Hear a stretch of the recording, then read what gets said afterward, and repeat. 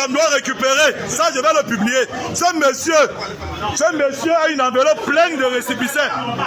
Récupérez. Je vais le publier. Je vais le publier. Madame, récupérez cette enveloppe qui est pleine de récépissés. Récupérez.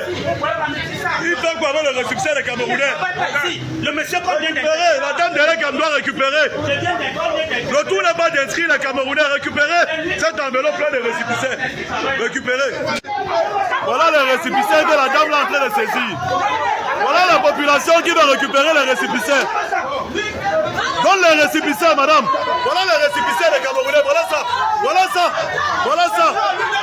Voilà ça. Remettez les récépissés aux Camerounais. Remettez les récépissés des Camerounais, monsieur. Remettez les récépissés. Remettez. Remettez. Remettez. Remettez.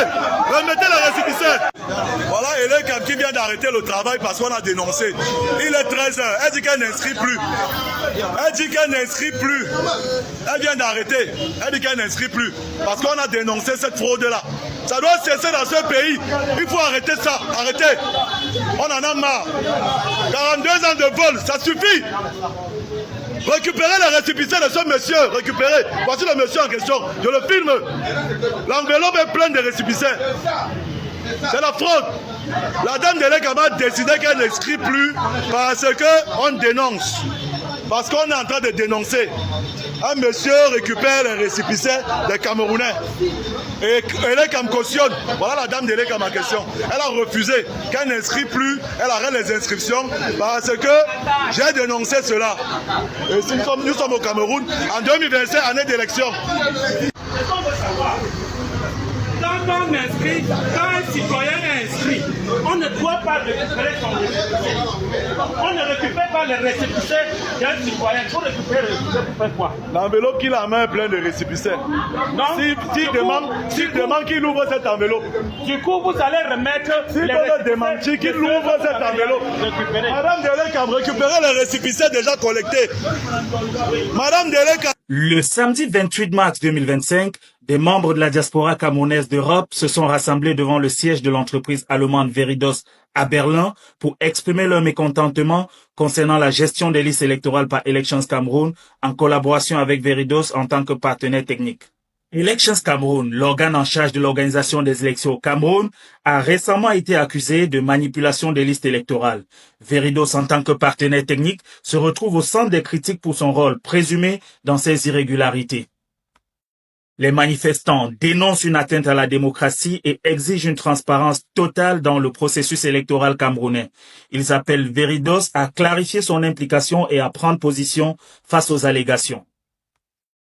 La liste électorale nationale, tous les partis politiques, la société civile, toutes les personnes qui aiment le Cameroun doivent exiger cette liste nationale. Et c'est pour cette raison que j'ai fait le déplacement de la France pour ici là, pour que la liste électorale nationale soit mise à la disposition du peuple camerounais.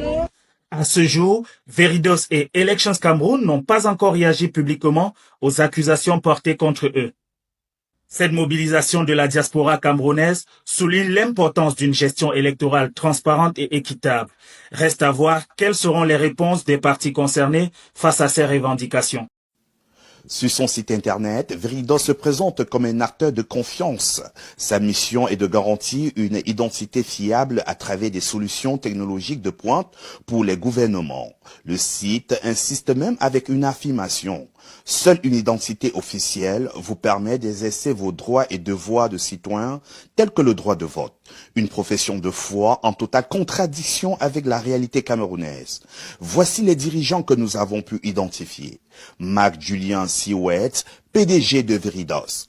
Tobias Nusley, directeur des opérations, Dr Christian Thuisen, directeur financier, Ralph Wittegers, président du directoire de Disseke et Divriens, maison mère et actionnaire majoritaire. Des figures respectables, dit-on, mais que dit de leur silence? Comment expliquer que le partenariat d'Elecam avec cette entreprise, pourtant vantée comme un leader mondial des technologies électorales sécurisées, en plus d'une décennie, ne contribue pas à publier une liste électorale digne de ce nom? S'agit-il d'incompétence, de négligence ou pire, d'une implication volontaire dans un mécanisme antidémocratique? Il est frappant de constater que dans une rubrique de son site internet, Veridos a su s'associer au gouvernement pour soutenir des processus démocratiques à travers ces technologies. Une affirmation aujourd'hui bien difficile à croire à la lumière du fiasco camerounais. Nous avons tenté à plusieurs reprises d'obtenir des explications officielles de l'entreprise. Depuis bientôt un mois, silence radio. Pourquoi ce mutisme, si ce n'est pour éviter de répondre à des questions embarrassantes? Lors de sa conférence du 12 septembre 2024, le président du MRC, Maurice Kamto, a publiquement mis en cause le rôle trouble joué par Veridos en l'accusant d'apporter un appui logistique à Elecam pour manipuler les résultats électoraux. Veridos offre à Elecam, qui est, comme on le sait, totalement soumis au pouvoir, l'appui logistique pour fausser les résultats électoraux au Cameroun. Ainsi, c'est avec son appui technique que le mythe de la première place de la région de l'extrême nord en matière électorale a été construit et vendu dans l'opinion par les officines de fraude du régime. Nous parlons d'une région où des centaines de milliers de citoyens sont pourtant abandonnés à eux-mêmes, sans acte de naissance, ni de carte nationale d'identité. Par quelle magie une région où effectivement les populations sont dans un tel état, où nous connaissons également l'état de paupérisation, par quelle magie peut-elle être le premier vivier électoral au Cameroun? Le non-respect de l'article 80 du Code électoral camerounais qui impose la publication de la liste électorale nationale serait peut-être une manœuvre délibérée visant à masquer la fraude électorale en cours en vue de l'élection présidentielle prévue en octobre 2025. En refusant de rendre cette liste accessible au public, Elecam et ses partenaires techniques empêche toute vérification indépendante, laissant ainsi la voie libre à des manipulations massives du fichier électoral. C'est la raison pour laquelle la diaspora camerounaise d'Europe, le peuple du changement, organise une grande manifestation ce week-end devant le siège de l'entreprise Veridos à Munich, en Allemagne. Bonjour Landry, c'est vous qui avez mis le coup de pied dans la fourmilière de cette affaire ou de cette entreprise qu'on appelle Veridos. Alors, pour nos téléspectateurs, est-ce que vous pouvez vous présenter? Bonjour Jipon Rémingono, bonjour à tes milliers de followers, bonjour à toute la communauté camerounaise, à tous les humains du monde. Je m'appelle Landry Tchatchmon, je suis journaliste, reporter d'images. Aujourd'hui, je suis journaliste entrepreneur. Je suis le Chief Executive Officer de l'entreprise DTAMPI, dont je suis le créateur. DTAMPI est une maison de production de contenu audiovisuel pour la télévision, mais aussi pour les réseaux sociaux. Donc, nous avons un espace de production, nous avons un espace de production pour des podcasts, mais aussi pour des émissions télévisées. Donc, les deux premières filles de DTAMPI verront bientôt le jour. L'émission Diaspora 2025, réservée à la diaspora camerounaise de l'Occident, va bientôt voir le jour. C'est une émission de débat qui sera organisée pour tous les Camerounais, pour donner la parole aux Camerounais de la diaspora en cette année électorale 2025. La deuxième fille de DTAMPI qui va bientôt voir le jour, c'est bien évidemment vous, chez nous. C'est une émission qui est consacrée à la diaspora tout de même, mais ceux-là qui sont appelés à être des vrais modèles, des vraies références pour la jeunesse de demain. Voilà un tout petit peu les objectifs et la mission de DTAMPI dont je suis le père créateur. D'où vous vient exactement l'idée et à quel moment de faire un reportage sur Veridos et quels sont les moyens que vous avez utilisés? Alors, écoutez, en tant que journaliste, je me suis posé la question de savoir pourquoi Elecam n'arrivait pas à produire un fichier électoral national comme le recommande l'article 80 du Code électoral. Je me suis dit certainement que Elecam aurait peut-être des problèmes techniques ou technologiques. C'est en faisant des recherches que je me suis rendu compte que Elecam avait signé depuis 2012 un contrat de presque 12 millions d'euros qui est équivalent à 7,5 milliards de francs, 7,7 milliards et demi de francs CFA.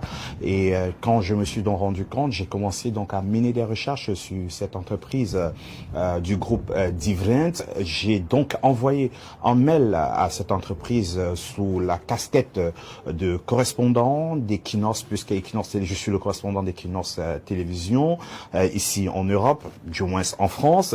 Donc j'ai envoyé un mail pour demander une interview afin de comprendre pourquoi Elecam avec des défaillances au niveau du fichier électoral. Dans cette demande qui est restée sans réponse, je me suis dit certainement que Veridos avec des choses à cacher. Donc un mois après, je me suis dit il fallait bien que je mène que je fasse ce reportage pour étayer, pour éclaircir la lanterne des Camerounais.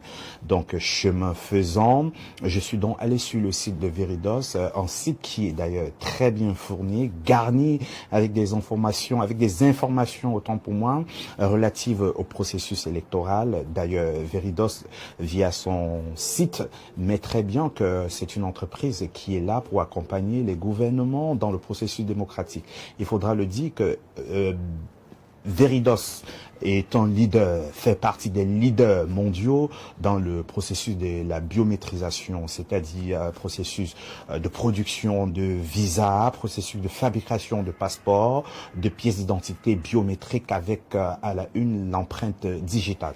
Donc face à ce manquement d'Elecam, nous avons donc fait la demande à Veridos, demande qui n'a jamais connu une réponse. Donc via le site de Veridos, nous avons essayé de faire un reportage en collectant autant d'informations relatives au processus électoral et surtout relatifs à l'offre Cameroun. Donc, le reportage a été fait et je dirais que entre-temps, malchance pour Veridos, les activistes de la diaspora, la brigade anti-Sadina que nous connaissons très bien, avaient déjà aussi vent de cette information et avaient déjà programmé une manifestation au siège de cette entreprise à Munich en Allemagne.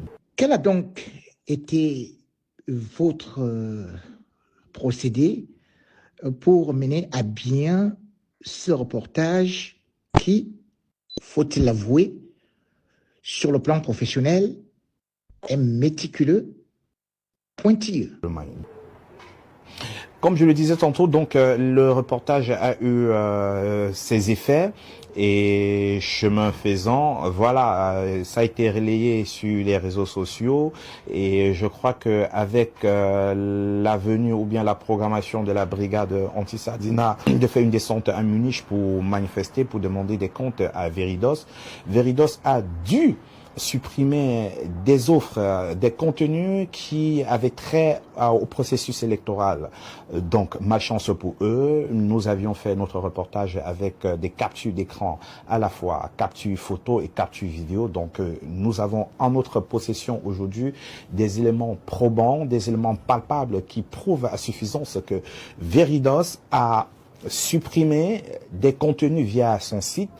Les contenus que Veridos a supprimés sont uniquement des contenus qui avaient, des offres qui avaient trait au processus électoral. Et l'offre dont il en a fait mention sur l'onglet réservé aux solutions. Donc nous avons ça en notre possession aujourd'hui et nous pensons que, nous espérons, j'allais dire que la société civile camerounaise, les partis politiques d'opposition, d'ailleurs le MSC qui a des éminents juristes dont le président étant juriste chevronné, doit saisir le taureau par les cornes. S'ils sont dans le besoin, nous les apportons ces preuves qui prouvent à suffisance que Veridos a supprimé dans son contenu tout ce qui avait trait au processus électoral et l'offre au Cameroun. Justement parce que quand nous avons décidé de de mener notre reportage face à cette défaillance constatée d'Elecam, de produire un fichier national électoral, nous avions deux questions. La première question était celle de savoir si Veridos, qui est le partenaire technologique d'Elecam, était incompétent. La deuxième question était de savoir, si ce n'est pas de l'incompétence, certainement que Veridos est certainement complice de la forfaiture d'Elecam au Cameroun. Donc voilà les deux questionnements qui ont donc mené notre enquête journalistique, notre reportage. Et à la fin de ce reportage, à l'heure où je vous parle, on est vraiment en droit de se dire que Veridos est complice de la forfaiture, de la fourberie que nous constatons à ce jour de Elections Cameroun dans le processus d'organisation des élections présidentielles à venir. Après ce reportage qui a pratiquement créé la débandade, est-ce que vous allez rester là ou est-ce qu'il y a d'autres actions que vous allez mener comme une série? Est-ce que vous allez lâcher ou alors vous allez repartir sur le terrain? Non, nous n'allons pas rester là. Nous avons, comme je l'ai dit, des éléments qui certainement doivent nous mener à faire un deuxième reportage pour bien évidemment faire comprendre à la communauté internationale, aux Camerounais, qu'il est très important de saisir cette affaire avec à bras le corps, avec tout le sérieux possible, parce que pour toute élection qui se veut crédible, transparence, le processus électoral commence via l'enrôlement, via les inscriptions sur les fichiers électoraux. Alors si un organe, j'allais dire, indépendant comme Elecam n'est pas en mesure de faire preuve d'impartialité et de faire montre d'une certaine objectivité et d'une certaine rationalité, il est de bon ton, parce que l'élection, c'est le seul droit dont le peuple doit réclamer avec la dernière énergie.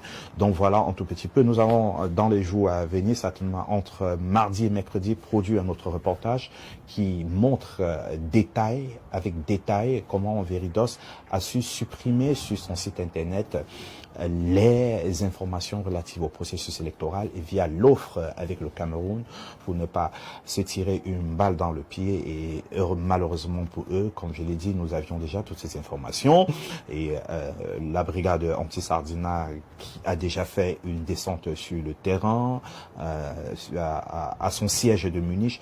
Donc ceci étant, nous avons donc des éléments pour produire notre contenu journalistique pour la bonne connaissance de nos millions de followers. J.Paul Remingano, je vous remercie pour votre considération et pour ce temps que vous m'accordez pour donner cette explication.